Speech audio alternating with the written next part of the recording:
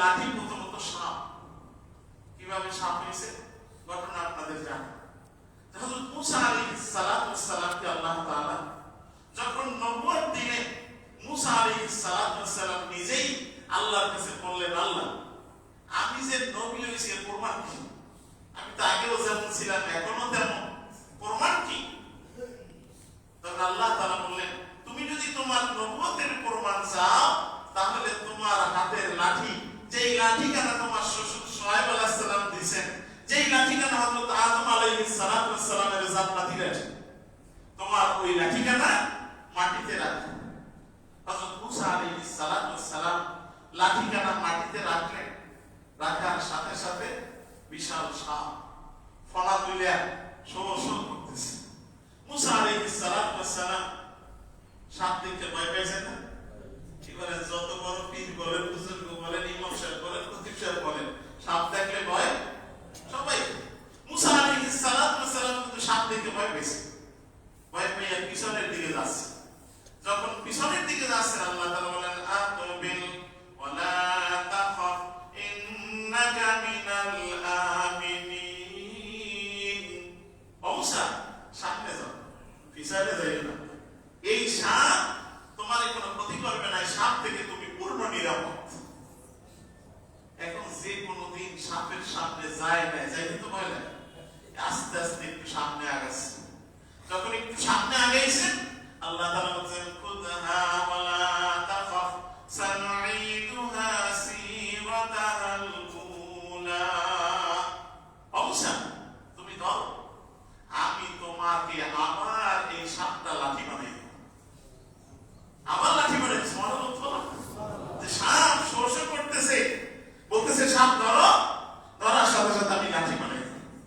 এখন যে কোনোদিন সাপ ধরে না, যত বিষধর প্রাণী ধরতে পারে, ভয়তে হাতি দেয়। মুসা আলাইহিস সালামকে আল্লাহ তাআলা কত বড় সাপ শোষণ করতেছে, ধরতে বলতেছে। আল্লাহর হুকুম কি করবেন, একটু আগে হাত বাড়ান, আবার হাত পিছায় নেন, করতে করতে সাপের গায়ে হাত লাগছে। যেই লাগছে কি হয়ে গেছে? তাহলে মুসা আলাইহিস সালামের লাঠি কি? সাপ। আবার দেখেন এটা আরেকবার মজা কোন সময় হয়েছে, লাঠি সাপ আরেকবার হয়েছে। হযরত মুসা আলাইহিস সালামকে আল্লাহ বলেন, ইযহাব ইলা ফিরআউন ফাইন্নাহু তাগা। ও মুসা তুমি ফিরআউনের কাছে যাও, ওরে গিয়ে দাওয়াত দাও, কারণ ও অনেক বাইরে গেছে, অনেক সীমা লঙ্ঘন করছে। মুসা আলাইহিস সালাম ফিরআউনের কাছে গেলেন, যাইয়া ফিরআউনকে বললেন, ও ফিরআউন, এই যে তোমার রুবুবিয়্যাত এটা চলবে না। রব হচ্ছেন একজন, তিনি কে? আল্লাহ। সেই রব আমাকে নবী করে তোমার কাছে পাঠিয়েছে। ফিরআউন কয়, ও মুসা তুমি তো আমার বাড়ি খেয়ে বড় হইছো, আমার তা খেয়ে বড় হইছো, এখন তুমি নবী হইছো, তুমি এখন নবী হইছো, তোমার নবুয়তের প্রমাণ কি? তুমি আগে যেমন ছিলে এখনো তেমন দেখতেছি। তুমি মিশর থেকে একজন কিপ্তিকে হত্যা করে পালাইছিলা, আর এখন নবী হইয়া আইছো, প্রমাণ কি? হযরত মুসা আলাইহিস সালাম বলেন, প্রমাণ স্যার, লাঠি কারা সামনে রাখলেন, সাথে সাথে সাপ হইয়া ফানা তুললে ফেরাউনের দিকে আগাচ্ছে। ফেরাউন এবার কি গদি সাইডে চিল্লায়া তুলবে, কে কোথায় আছো, বাঁচাও বাঁচাও। মুসা আলাইহিস সালাম জাদু শিক্ষা আসছে, যে জাদু দিয়ে আমার ক্ষমতা দখল করতেছে। দেখবেন ক্ষমতায় যারা আছে সব সময় ভয় ক্ষমতা না যায়, ক্ষমতা সুযোগ না যায়, তার ভয় কি? ফেরাউনের ভয় কিন্তু আর কোনো ভয় না, সাপে কামড়ানোর ভয় না, ভয় কি? আমার ক্ষমতা দখল করবে। তখন হামান ফেরাউনের উপদেষ্টা বলছে, সিল্লাইয়া লাভ নেই। মুসা আলাইহিস সালাম যদি জাদু শিক্ষা আসে তাহলে জাদুর মোকাবেলা করতে হবে। মোকাবেলা করার পদ্ধতি কি? যে আমাদের দেশে জাদুকরের অভাব নাই, কারণ সেই যুগটা ছিল জাদুর প্রভাবের যুগ, সেই যুগটা ছিল জাদুর যুগ। মানুষ জাদুকেই মনে করত সবচেয়ে শক্তি এবং ক্ষমতা। জাদুকরদেরকে ডাকে। ফেরাউন তখন দেশি বিদেশি 400 জাদুকর ডাকছে। সেই 400 জাদুকরকে আলেকজান্দ্রিয়া মাঠে একত্রিত করছে। করার পরে বলছে, মুসা এইবার পারো তো মোকাবেলা করো, এইবার দেখাও তোমার কত শক্তি, কত ক্ষমতা। মুসা আলাইহিস সালাম বললেন, ও জাদুকররা, আমি আগে দেবো না তোমরা আগে? তারা বলছে, আমরাই দিছি। জাদুকররা লাঠি দিয়া রশি দিয়া সাপ বানাইয়া মাঠ ঘুরে বলেছে। ওদের ধারণা ছিল যে মুসা আলাইহিস সালাম সাপ দেখে ভয় থেকে পাবে, এত সাপ। মুসা আলাইহিস সালামের একটা সাপ, আর তো সাপ কত, একটা মারাইলো 400, এত সাপ। কিন্তু মুসা আলাইহিস সালাম কি করলেন, হাতের লাঠিটা ফালাইলেন, সাথে সাথে সাপ একটা হইয়া সব টুকাই খাইছে। সব টুকাই খাওয়ার পরে জাদুকররা ভয় পেয়ে গেছে। ওদের ধারণা ছিল মুসা আলাইহিস সালাম ভয় পাইবে, ভয় পাইছে কি? জাদুকররা ভয় পাইয়া চিন্তা করছে, সাপ খাওয়া শেষ, এইবার যদি আমাকে খায়।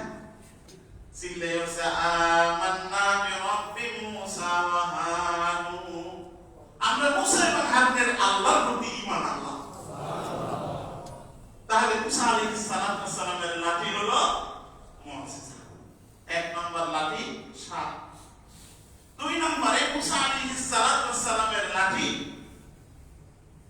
যার আঘাতে সাগরে রাস্তা তৈরি। ঘটনা আপনাদের জানা। হযরত মুসা আলাইহিস সালাম বনি ইসরাঈলদেরকে নিয়ে 6,05,300 বনি ইসরাঈল নিয়ে রওনা হয়েছে। হিজরত করবেন, মিশরে থাকবেন না, এত জুলুম নির্যাতন সহ্য করা যায় না। মুসা আলাইহিস সালাম বনি ইসরাঈলদেরকে নিয়ে বাহরে কুলজুম নামে জায়গায় গেলেন। যেই জায়গার ডান দিকে পাহাড়, বাম দিকে পাহাড়, আর পিছন দিক থেকে ফেরাউন এবং কিপ্তিরা, ফেরাউনের সৈন্যরা আক্রমণ করেছে। মুসা আলাইহিস সালাম ডান দিকে যাবেন, যাওয়ার কায়দা নাই, কারণ পাহাড়। বাম দিকে যাবেন, যাওয়ার সুযোগ নাই, পাহাড়। সামনে যাবেন সাগর। মুসা আলাইহিস সালাম তখন হাতের লাঠি দিয়া সাগরে আঘাত করলেন। আল্লাহ তাআলা ওই সাগরে 12টা রাস্তা তৈরি করে দিলেন। তাহলে মুসা আলাইহিস সালামের লাঠির দ্বিতীয় মুজিজা হলো সাগরের রাস্তা। 3 নম্বরে মুসা আলাইহিস সালাম ময়দানে তিহে যখন গেলেন, তখন বনি ইসরাঈলরা একের পর এক দাবি করতে লাগছে, মুসা এই রোদের ভিতরে থাকতে পারবো না, ছায়ার ব্যবস্থা করো। লবণ পানি খাইতে পারবো না, সাগরের পানি লবণ, এই লবণাক্ত পানি পান করতে পারবো না, তুমি আমাদের জন্য মিষ্টি পানির ব্যবস্থা করো। মুসা আলাইহিস সালাম আল্লাহর কাছে আবেদন করলেন, আল্লাহ, বনি ইসরাঈলরা মিষ্টি পানি খাইবে, কোথায় পাবো পানি? আল্লাহ তাআলা বলেন, ইদরিব বিআসাকাল হাজার, ও মুসা, তোমার এই লাঠি দিয়া পাথরের উপরে আঘাত করো। মুসা আলাইহিস সালাম এক খণ্ড পাথর, এক হাত লম্বা, এক হাত চওড়া, এক হাত খাড়া, অর্থাৎ 1.5 বর্গ ফুট এক খণ্ড পাথর, এই পাথরের উপরে আঘাত করলে সাথে সাথে আল্লাহ তাআলা পাথরের চতুর্দিক থেকে 12টা ঝর্ণা প্রবাহিত করে দিলেন। 6 লক্ষাধিক বনি ইসরাঈল 40 বছর পর্যন্ত পানি পান করছে, আর পানির কোনো অসুবিধা।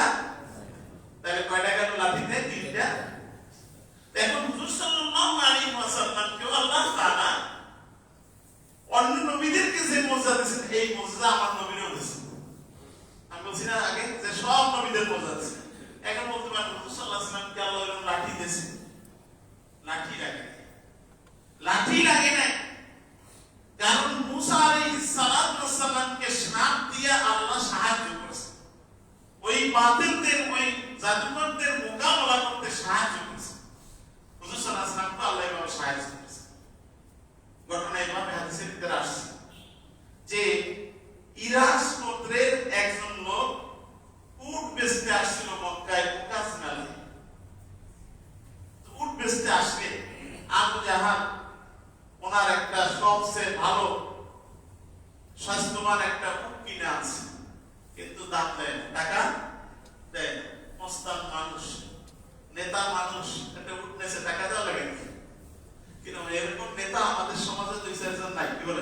আছে দোকানে যে চা খাবে টাকা চাইলে বলে তুই কি এখানে ব্যবসা করবি না জীবন নিয়ে যাবি, কি বলেন আছে না নাই? আছে আপনাদের নাতিপুতি তো আছে, কি বলেন আছে না? বসুবারে না থাকলে অন্য এলাকায় আছে, কি বলেন? আবু জাহেলের নাতিপুতি সব জায়গায় আছে। এই আবু জাহেলের খাসলাত হলো মাল বাকিতে দেবে, টাকা দেবে না। সুতরাং আপনার আমার ভিতরে কারো ভিতরে যদি এই খাসলাত থাকে, দোকান থেকে বাকি খাবার পরে টাকা দিতে গরিবসী, তাহলে বুঝা দেবেন আমার নামটা আবু জাহেলের আওলাদের মধ্যে বসে, কি বলেন? আবু জাহেলের আওলাদের ভিতরে বসে বাকি খাইতেই পারেন, কিন্তু চাওয়ার আগে সেটা পরিশোধ করতে হবে। যদি চাইলে তাল বাহানা করে তাহলে আর যা হোক আবু জাহেলের সাথে হাসর হবে, কি বলেন? ঠিক আবু জাহেলের সাথে। এই জন্য খবরদার খবরদার, পাওনা টাকা দিতে কোনো সময় গরিবসী করবেন না। আবু জাহেল গরিবসী করছে, টাকা দিতে চায়। আর গরিব মানুষ দেখা যায় গরু ব্যবসায়ী, ছাগল ব্যবসায়ী সারা বছর বসে ওই কোরবানির সময় 2-4টা গরু বেচে, ওই দিয়ে সারা বছর চলে। ওই উট ব্যবসায়ী এই মেলার সময় 2টা উট বেচবে, এই তারা এর একটা উটের যদি টাকাই না পায় তার অবস্থা কি? কারণ ওই লোকটার টাকা আদায় করার জন্য নেতাগুলো দাঁড়ে দাঁড়িয়ে ঘুরে। একদিন মক্কার কাফের নেতারা, কুরাইশ নেতারা বাইতুল্লাহর সামনে বসে আছে। ওই লোকটা তাদের কাছে গেছে, যে বলছে আপনাদের নেতা। তখন তার আবু জাহেল নাম না, নাম হলো আব্দুল হাকাম, বুদ্ধির বাপ। এই আবুল হাকাম আমার উট কিনছে, টাকা দেয় নাই, আপনারা একটু মেহেরবানি করে টাকাটা আদায় করে দেন। এখন ওই কাফের নেতারা একটু দূরেই দেখতেছে হুজুর সাল্লাল্লাহু আলাইহি ওয়াসাল্লাম নামাজ পড়তেছে। কাফেররা বলতেছে আমরা কেউ আদায় করে দিতে পারবো না, ওই যে লোকটা নামাজ পড়তেছে ওই লোকটা যদি বলে তাহলে আবু জাহেল এমনি টাকা দিয়ে দেবে। ওদের উদ্দেশ্য ছিল যে হুজুর সাল্লাল্লাহু আলাইহি ওয়াসাল্লাম আবু জাহেলের কাছে টাকা চাইতে যাবে, হুজুর সাল্লাল্লাহু আলাইহি ওয়াসাল্লামকে অপমান করবে, ওরা মজা করবে। বিদেশি মানুষ তো জানে না, আল্লাহ রাসূলের কাছে গেছে, যে বলছে হুজুর আপনাদের নেতা আবুল হাকাম আমার উট কিনছে, উটের টাকা দেয় না, আপনাদের এই নেতারা বলছে আপনি নাকি বললেই দিয়ে দেবে, দয়া করে মেহেরবানি করে আপনি আমার টাকাটা আদায় করে দেন। হুজুর সাল্লাল্লাহু আলাইহি ওয়াসাল্লাম বলছেন ওরা কি বলছে? বলে হ্যাঁ বলছে। হুজুর সাল্লাল্লাহু আলাইহি ওয়াসাল্লাম ইরাজ গোত্রের ওই লোকটা নিয়ে আবু জাহেলের বাড়ি মক্কার বাইতুল্লাহর কাছে, এখন বাথরুম, এখন আবু জাহেল আর আবু লাহাবের বাড়ি হলো পুরাটা বাথরুম, ওর কাছেই গেছেন। যে আবু জাহেলের ঘরের দরজায় পড়ায় হাত করছে, পড়ায় নাড়া দিছে, নাড়া দিলে আবু জাহেল ঘর থেকে কাঁপতে কাঁপতে বেরোচ্ছে, কাঁপতে কাঁপতে বেরোচ্ছে। বেরোবার পর জিজ্ঞাসা করছে হুজুর সাল্লাল্লাহু আলাইহি ওয়াসাল্লাম তুমি কি উট কিনছো? বলে কিনছি। টাকা দিছো? না দেই নাই। এখনই দিয়ে দাও। সাথে সাথে টাকা দিয়ে দিছে। আর ওই কাফেররা আমরা তো দেখতেছে কম্মটা কি হচ্ছে, ওরা আসছে, আসে কি মাঠে তো বক্তৃতা দেওয়া সব গরম করে ফেলে। আল্লাহ রাসূলের বিরুদ্ধে তো তোমার বক্তব্য অনেক কঠিন, কিন্তু তার দেখার আগে তার কথা শুনলেই তো কাঁপা শুরু হয়েছে। কাঁপা শুনে কারণ হাদিসের ভিতরে আসছে উতিতু সিত্তান লাম ইউতা আহাদান মিনাল আলামিন, যে আমাকে আল্লাহ তাআলা 6টা জিনিস দিয়েছেন, যে 6টা জিনিস কোন নবী রাসূলকে আল্লাহ দেন। এক নাম্বার হচ্ছে নসিতু বির রূহ, উতিতু জামামিউল কালাম ওয়া নসিতু বির রূহ। এই 6টার ভিতরে একটা হচ্ছে যে আল্লাহ তাআলা আমাকে রব দিয়ে সাহায্য করেছে। রব হচ্ছে তার নাম শুনলেই কাফেরদের অন্তর কাঁপা শুরু হয়েছে, কাফেরদের ভয় লাগে কিছু না, তারপরও কাফেরদের ভয় লাগে। আল্লাহ রাসূলকে আল্লাহ তাআলা রব দিয়েছেন। আবু জাহেল যখন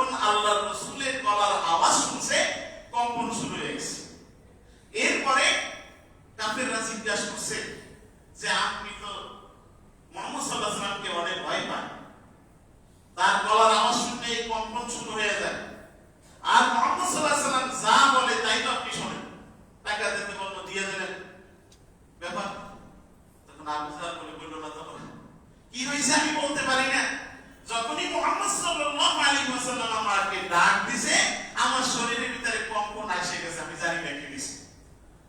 এরপরে ঘরের দরজা খুলে যখন আমি তাকাইছি, দেখলাম মুহাম্মদ সাল্লাল্লাহু আলাইহি ওয়াসাল্লামের পিছনে একটা হিংস্র উট দাঁড়াই আছে। যদি আমি বলি টাকা দেব না, তো ওই উট আমার ঘাড় মটকাই দেবে, এই ভয়তে আমি টাকা দিয়েছি। তাহলে মুসা আলাইহিস সালাতু ওয়াস সালামকে সাপ দিয়ে আল্লাহ সাহায্য করেছেন, আর মুসা আলাইহিস সালামকে উট দিয়ে আল্লাহ সাহায্য করেছেন। এই মুসা আল্লাহ করেছেন।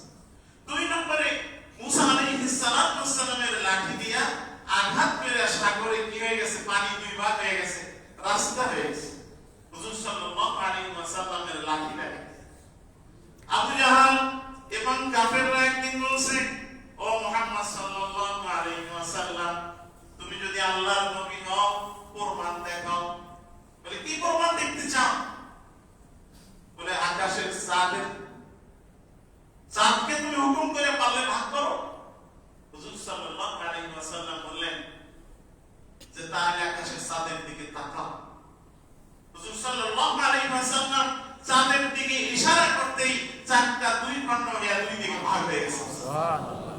পানি ভাগ করা সহজ না চাঁদ ভাগ করা সহজ? কি বলেন? পানি ভাগ করা সহজ। লাঠি দিয়ে আঘাত করলে, আপনি আমি আঘাত করলে একটু ভাগ হয়, কিন্তু চাঁদের প্রতি আপনার আমার কোনো ক্ষমতা নেই। কিন্তু হুজুর সাল্লাল্লাহু আলাইহি ওয়াসাল্লাম, এটা একবারে হুজুর সাল্লাল্লাহু আলাইহি ওয়াসাল্লামের যত মুজিজার ভিতরে সহিহ হাদিস দ্বারা সবচেয়ে বেশি প্রমাণিত একটা মুজিজা হলো হুজুর সাল্লাল্লাহু আলাইহি ওয়াসাল্লাম চাঁদকে দ্বিখণ্ডিত করেছেন। জাবালে আবু কুবাইসের দুই দিকে দুই খণ্ড চলে গেছে। এই জন্য জাবালে আবু কুবাইস বাইতুল্লাহ শরীফের পাশে একটা পাহাড়। এই পাহাড়ের কয়টা ইতিহাস আছে। একটা হলো এই পাহাড়ে ইব্রাহিম আলাইহিস সালাম হজের আযান দিয়েছেন। আল্লাহ তাআলা যখন বললেন ওয়াআযিন ফিন্নাস, ও ইব্রাহিম তুমি মানুষের ভিতরে হজের আযান দাও, তখন ইব্রাহিম আলাইহিস সালাম ওই জাবালে আবু কুবাইসের উপর উঠলেন, আযান দিলেন। এজন্য জাবালে আবু কুবাইসের এক নাম্বার হলো ইব্রাহিম আলাইহিস সালামের আযানের জায়গা। দুই নম্বরে হুজুর সাল্লাল্লাহু আলাইহি ওয়াসাল্লাম চাঁদকে দ্বিখণ্ডিত করছেন এই পাহাড়। পাহাড়ের দুই দিকে দুই খণ্ড চলে গেছে, ডান দিকে এক খণ্ড, বাম দিকে এক খণ্ড। আর তিন নম্বরে এই পাহাড়ে হযরত ওমর ফারুক রাদিয়াল্লাহু তাআলা ইসলাম কবুল করেছেন। চার নম্বরে হলো এই পাহাড়ই হলো মুসলমানদের ইসলামের সর্বপ্রথম ইউনিভার্সিটি, অর্থাৎ দারুল আরকাম, যেখানে হুজুর সাল্লাল্লাহু আলাইহি ওয়াসাল্লাম সাহাবায়ে কেরামদেরকে পড়াইতেন, শিখাইতেন, কোরআন শিখাইতেন। সেই কোন জায়গায়? এই জাবালে আবু কুবাইস। যাই হোক, হুজুর সাল্লাল্লাহু আলাইহি ওয়াসাল্লাম চাঁদকে দ্বিখণ্ডিত করলেন, এটা আরেকটা মুসা আলাইহিস সালামের মতই মুজিজা। তিন নম্বরে মুসা আলাইহিস সালামের লাঠিতে আঘাতে পানি বের হয়েছে। আমার রাসূলের মুজিজা আছে। হুজুর সাল্লাল্লাহু আলাইহি ওয়াসাল্লাম ১৫০০ বা তার চেয়ে বেশি সাহাবীদেরকে নিয়ে উমরা আদায় করার জন্য রওনা হলেন। আর পিছন থেকে আসলে কোরআনের ঘটনা, হুজুর সাল্লাল্লাহু আলাইহি ওয়াসাল্লাম স্বপ্নে দেখলেন বাইতুল্লাহ শরীফ তওয়াফ করতেছে। হুজুর সাল্লাল্লাহু আলাইহি ওয়াসাল্লাম মসজিদে সাহাবায়ে কেরামের সামনে বললেন যে আমি বাইতুল্লাহ শরীফ তওয়াফ করতে যাইতে চাই, উমরা করতে যাইতেছি। সাহাবায়ে কেরাম বললেন, হুজুর আমরাও ৬ বছর বসে আসছি, আমরা একটু আল্লাহর ঘরের কাছে যাইতে পারি না, আমরা একটু যাইতেছি। নারী পুরুষ শিশু দিয়া প্রায় ১৫০০ সাহাবী রওনা হলেন। হুদায়বিয়া নামক জায়গায় যখন আসলেন, একেবারে মক্কার কাছাকাছি, আল্লাহ তাআলা ওই জায়গায় এসে দেখছি, চোখে দেখে আসছে কোন জায়গায় হুজুর সাল্লাল্লাহু আলাইহি ওয়াসাল্লাম নামাজ পড়ছিলেন, কোন জায়গায় হুজুর সাল্লাল্লাহু আলাইহি ওয়াসাল্লাম সাহাবীদেরকে বায়াত করেছিলেন, বায়াতের রিদওয়ান, কোরআনের ঘটনা, সেই জায়গা এখন আছে। যাই হোক, হুদায়বিয়া যখন আসছেন, হুজুর সাল্লাল্লাহু আলাইহি ওয়াসাল্লামের তো ইচ্ছা মক্কায় ঢুকবে। পানি আরব দেশে বা মরুভূমির দেশে মানুষ পানি সব সময় বহন করে, খাবার পানি, ওজুর পানি। এই পানি বহন করে কিরকম? এই মসজিদ থেকে ওই মসজিদ, আরেক মসজিদে যাই আবার পানি টানি সব গুছাই দেয়।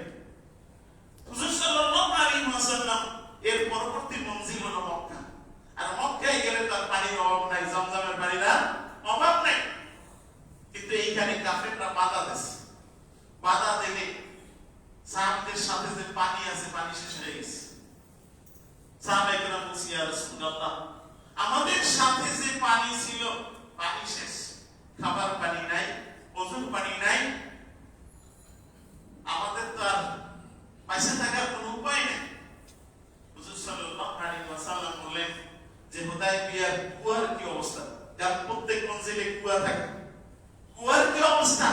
কুয়াটা এখনো আছে, আইল্যান্ডের রাস্তা, দুই দিকটা রাস্তা, মাঝখানে আইল্যান্ডের ওখানে কুয়াটা এখনো আছে, কুয়াটা এখনো পানি নেই শুনলাম। তো সাহাবীরা বললেন, ইয়া রাসূলুল্লাহ, কুয়ায় এক ফোঁটা পানি নেই, কোনো পানি নেই। হুজুর সাল্লাল্লাহু আলাইহি ওয়াসাল্লাম কুয়ার কাছে গেলে একটু থুতু নিক্ষেপ করলে কুয়াটা পানিতে ভরপুর হয়ে গেছে। সাহাবায়ে কেরাম মানে ১,৫০০ সাহাবী পানি পান করলেন, ওযু করলেন, গোসল করলেন, পানির আর কোনো অভাব নাই।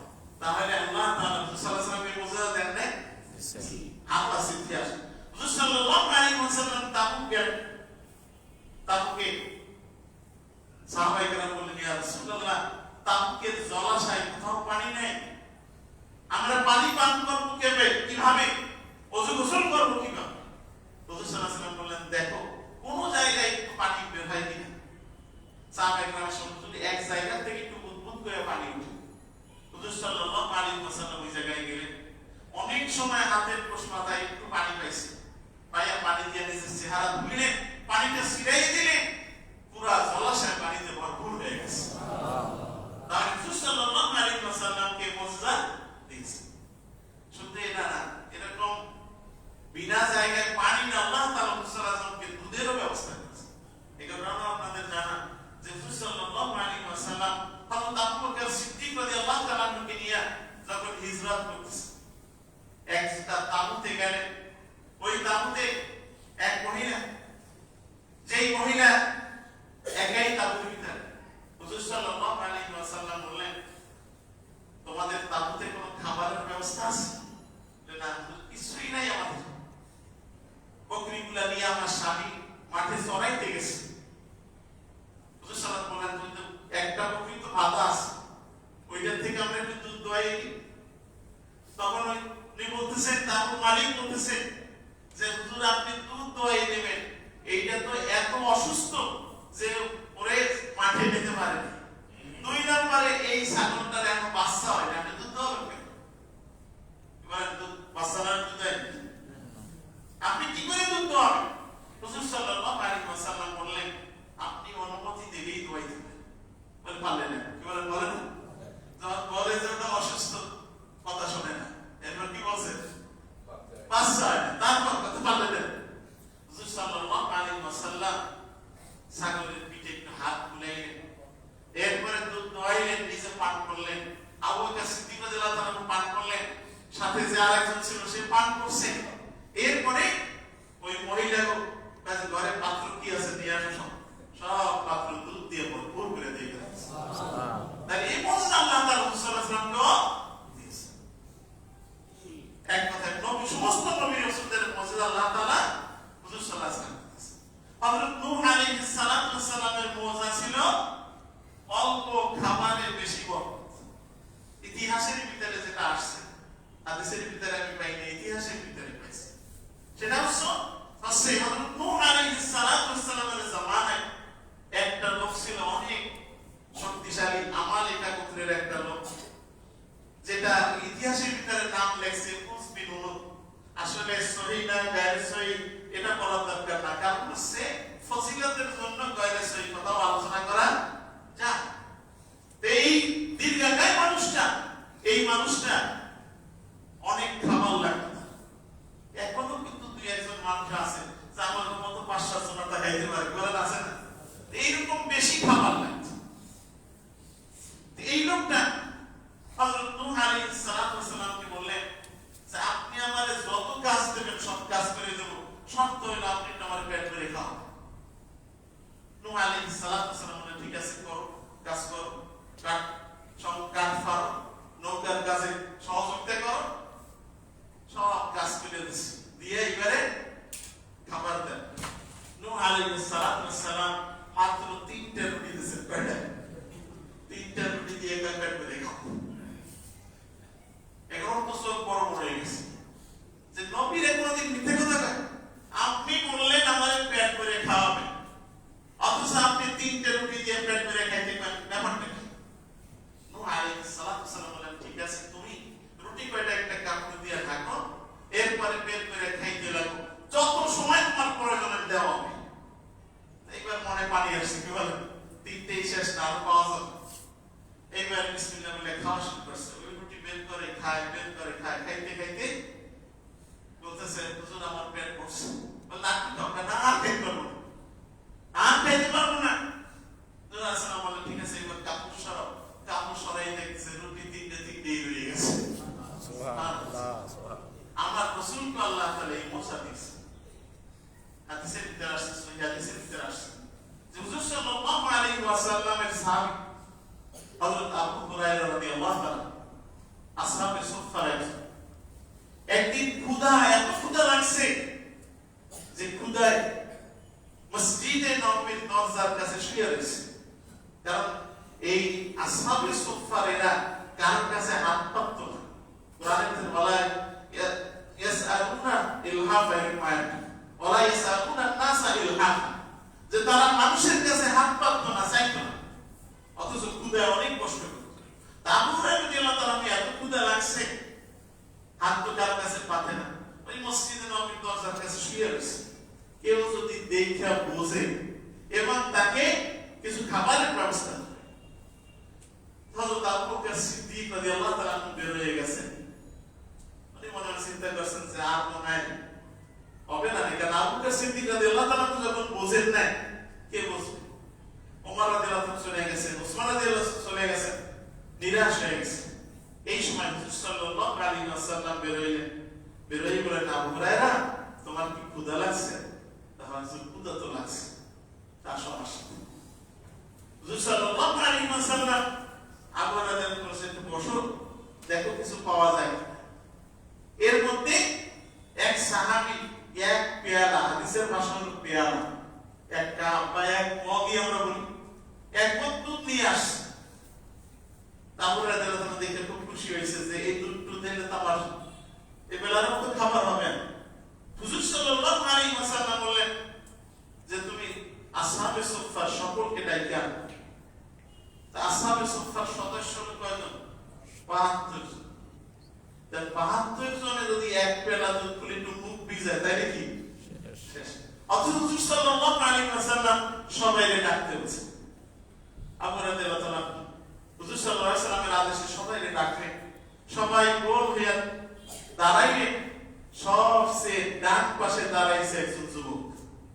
আবু হুরায়রা রাদিয়াল্লাহু তাআলা মনে মনে চিন্তা করছে যে হুজুর তো ডান দিক দিয়ে যেতে বলবে, আর ডান দিকে দাঁড়াইছে যুবক, ও তো সব খাইয়ে লাগবে, আর আমার পর্যন্ত আসবে। হুজুর সাল্লাল্লাহু আলাইহি ওয়াসাল্লাম ঠিক তাই বললেন যে ডান দিক থেকে দুধ পান করো। ডান পাশে দুই যুবক একেবারে তৃপ্তি সহকারে পান করছে। বলে এর পাশের জনারে দাও, সেও পান করছে, এর পাশের জনারে দাও, এভাবে পান করতে করতে ৭২ জন সবাই দুধ পান করছে। এর বলেছে আবু হুরায়রা, এবার তুমি পান করো। আবু হুরায়রা রাদিয়াল্লাহু তাআলা একেবারে অনেক ক্ষুধা, আর এত সময় পরে তৃপ্তির সাথে খাইছে। একবার খাইছে, হুজুর বলেন আরেকবার খাও, আরেকবার খাইছে, এবার আরেকবার খাও, আরেকবার খাইছে, হুজুর বলেন আরেকবার খাও। আবু হুরায়রা রাদিয়াল্লাহু তাআলা আল্লাহর কসম, হুজুর আমি আর খাইতে পারবো না। অথচ দুধ কয় কাপ? এক কাপ। এটা ওই যে নূহ আলাইহিস সালাতু ওয়াস সালামকে আল্লাহ যে মজা দিয়েছেন, আমার রাসূলকেও সেই মজা দিয়েছেন। ঠিক তেমনি ভাবে হযরত ঈসা আলাইহিস সালাতু ওয়াস সালামকে আল্লাহ তাআলা কয়েকটা মজা দিয়েছেন। আপনি আতলুকু মিনাত তিন কাহাইয়াতি তায়র ফানফুকু ফীহি ফায়াকুনু তায়রান বিইজনিল্লাহ। এখানে কয়েকটা মজার কথা আছে। এই মজাগুলো আল্লাহ তাআলা আমার রাসূলকে দিয়েছেন। ঈসা আলাইহিস সালাতু ওয়াস সালামের একটা মজা ছিল যে জন্মদের চোখে হাত বুলাইলে তার দৃষ্টিশক্তি ফিরে আসে। তার আরেকটা মজা ছিল কুষ্ঠ রোগীর গায়ে হাত বুলাইলে তার কুষ্ঠ রোগ ভালো হয়ে যেত। অর্থাৎ হাতের স্পর্শে রোগীর সেবা বা রোগীর সুস্থতা আল্লাহ তাআলা আমার রাসূলকে ওই মজা আল্লাহ রাসূলের কাছে এরকম রোগী আসছে, আল্লাহ রাসূল হাত বুলাই দিয়েছেন, সাথে সাথে তাকে আল্লাহ তাআলা সুস্থতা দিয়ে দিয়েছেন। এমনি ভাবে সমস্ত নবী রাসূলদের সকল মুজিজা আল্লাহ তাআলা আমার নবীকে দিয়েছেন। আর সেই নবী আপনার আমার নবী। অন্য নবীরা আমার নবীর উম্মত হওয়ার জন্য আবেদন করছে, ঈসা আলাইহিস সালাম আবেদন করছেন, আল্লাহ কবুল করছেন, ঈসা আলাইহিস সালাম আল্লাহ রাসূলের উম্মত হিসেবে দুনিয়ায় আসবেন। তা আপনি আমি কোনো আবেদন ছাড়াই সেই রাসূলের উম্মত হয়েছে। কিন্তু উম্মত হওয়ার যোগ্যতা যদি আপনার আমার ভিতরে না থাকে, তাহলে তো উম্মত হিসেবে পরিচয় দেওয়া যাবে না। যোগ্যতা কি গত সপ্তাহে বলেছি, আমারও সেই হাদিস আমারও শোনাচ্ছি। রাসূল সাল্লাল্লাহু আলাইহি ওয়াসাল্লাম বলেছেন, কুল্লু উম্মতি ইয়াদখুলুনাল জান্নাতা ইল্লা মান আবা। আমার সমস্ত উম্মত জান্নাতে যাবে, শুধুমাত্র তারা জান্নাতে যাবে না যারা আমাকে অস্বীকার করবে। ইল্লা মান আবা ইয়া রাসূলুল্লাহ। সাহাবায়ে কেরাম জিজ্ঞাসা করলেন, ইয়া রাসূলুল্লাহ, আপনাকে আবার কে অস্বীকার করে? হুজুর বললেন, মান আতাআনি দাখালাল জান্নাহ। যে আমার অনুসরণ অনুকরণ করে, অর্থাৎ যে আমার নীতি আদর্শকে গ্রহণ করে, যে আমার আমলকে আমল বানায়, যে আমার কাজকে কাজ বানায়, সেই জান্নাতে যাবে। আর যে আমার নীতি আদর্শ গ্রহণ করে না, বরং অন্য নীতি আদর্শের পিছনে দৌড়ায়। ভালো করে বুঝবেন, খালি আমরা শুনি আমলে নাই। আমরা তো আজকের অন্য নীতি আদর্শের পিছনে ঘুরি। অনেকেই অনেক আদর্শ বাস্তবায়ন করতে চায়, অথচ আল্লাহ রাসূল বলতেছেন, যে আমাকে অনুসরণ করে, তার মানে আমার নীতি আদর্শকে নীতি আদর্শ বানায়, আমার কাজকে কাজ বানায়, আমার আমলকে আমল বানায়, তারাই জান্নাতে যাবে। যারা আমার নীতি আদর্শকে নীতি আদর্শ বানায় না, যারা আমার আখলাককে গ্রহণ করে না, তারা আমাকে অস্বীকার করে। সুতরাং রাসূলের আদর্শ যদি আপনি আমি গ্রহণ না করি, ওই কাফেররা যেমন অস্বীকারী, আপনার আমার নামটাও কিন্তু সেই কাতারে হইতে পারে। এই জন্য আসুন আমরা আল্লাহ রাসূলের নীতি আদর্শকে আমার নীতি আদর্শ বানাই, আল্লাহ রাসূলের আখলাককে আমার আখলাক বানাই, আল্লাহ রাসূলের চরিত্রকে আমার চরিত্র বানাই, আল্লাহ রাসূলের কাজকে আমার কাজ বানাই।